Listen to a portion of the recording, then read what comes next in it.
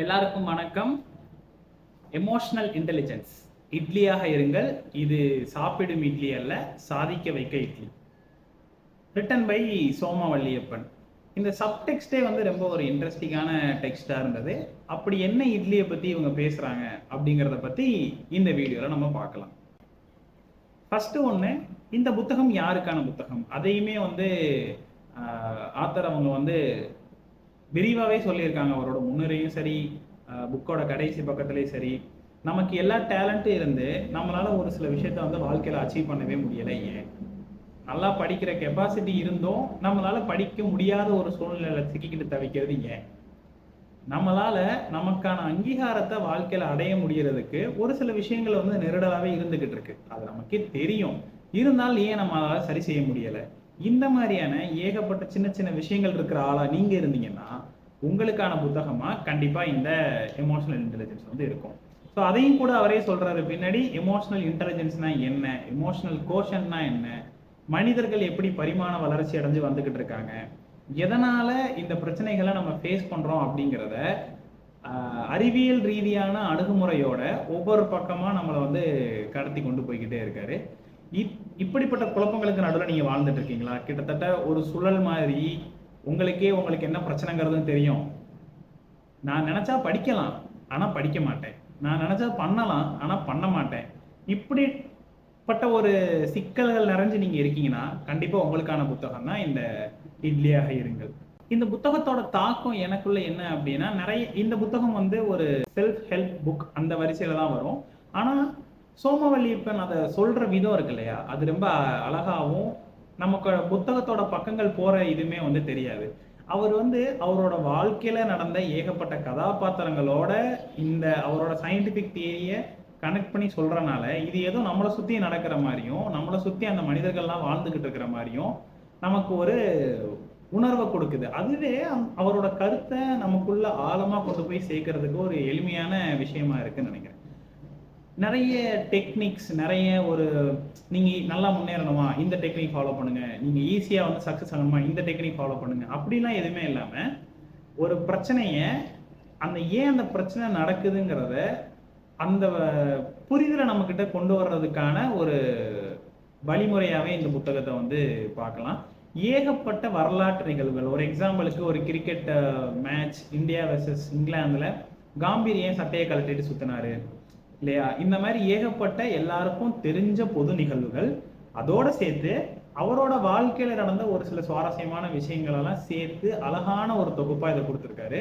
So இதோட தாக்கம் எப்படி இருந்தது எனக்கு அப்படின்னா, இது ஏதோ புதுசா நான் ஏதோ ஒன்று படிக்கிறேன் இல்லை நமக்கு தெரியாத ஒன்று தெரிஞ்சுக்கிறோம் அப்படிங்கிற மாதிரி இல்லாமல் நம்மளோட டே டு டே லைஃப்ல நமக்கு பர்சனலாக நடந்த பிரச்சனைகள், நம்மளை சுற்றி நடந்துக்கிட்டு இருக்கிற ஒரு சமுதாய பிரச்சனைகள், இது எல்லாத்தையுமே சேர்த்து கலந்து ஒரு கோர்வையா கொடுத்துருக்கிறனால இது பெருசா திகட்டுற மாதிரியோ இல்லை உங்களுக்கு தெரியாத ஏதோ அவர் சொல்றாரு அந்த மாதிரிலாம் கிடையாது. சேம் எல்லாரும் தெரிஞ்சு எல்லாரும் பழகி போன ஒரு விஷயத்துக்கு புதுசா ஒரு கண்ணோட்டத்துல ஒரு புது தீர்வையும் இந்த புத்தகம் கொடுக்குது.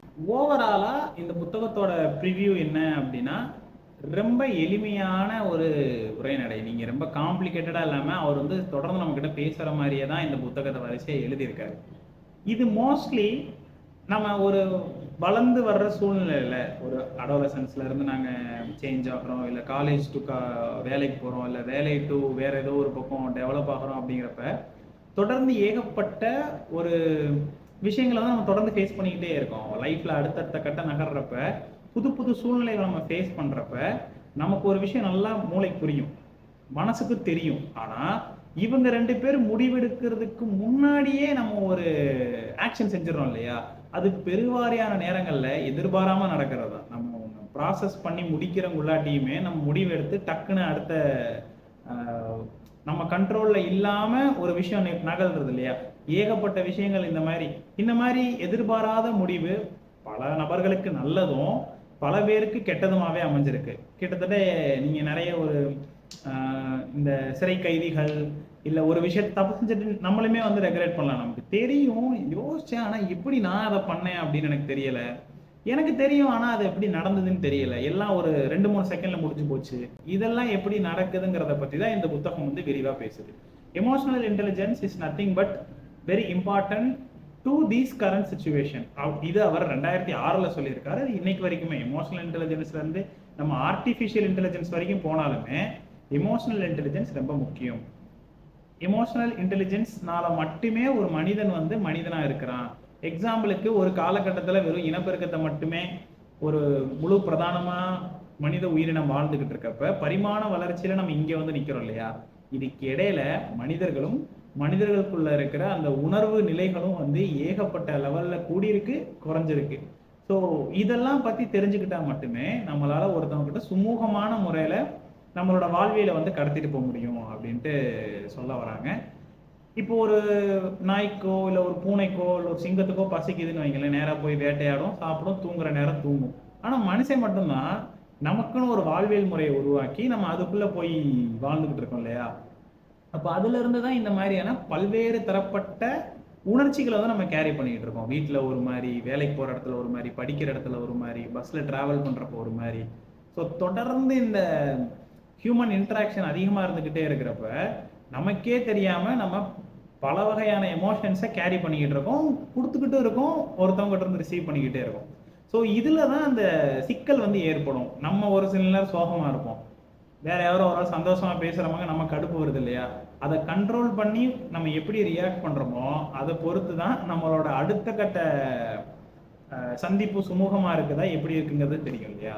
ஸோ இந்த மாதிரி எமோஷனல் எப்படி கண்ட்ரோல் பண்றோம், அந்த ஏரியால இந்த செரிபரம், தலாமஸ், அந்த மாதிரி ஒரு சில விஷயங்கள்லாம் எப்படி நம்மளை வந்து ஆப்ரேட் பண்ணுது, எப்படி நம்மளை ஃபங்க்ஷன் பண்ணுது அப்படிங்கிறத பத்தி சயின்டிஃபிக் ரீதியா ஏகப்பட்ட ஆர்கியூமெண்ட்டை வந்து அங்கங்க அப்படியே தெளிச்சு வச்சிருக்காங்க இந்த புக்ல.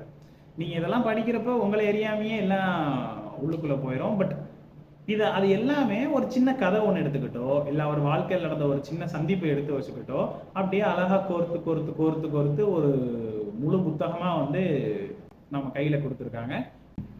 ஒட்டுமொத்தமா இந்த புத்தகம் வெறும் செல்ஃப் ஹெல்ப் புக்கா மட்டுமே இல்லாம நம்மளை யோசிக்க வைக்கக்கூடியதாகவும், நம்ம நிறைய கத்துக்கிறதுக்கு இந்த புத்தகத்துல ஏகப்பட்ட விஷயங்களை உள்ளடக்கியதாகவுமே இருக்குது.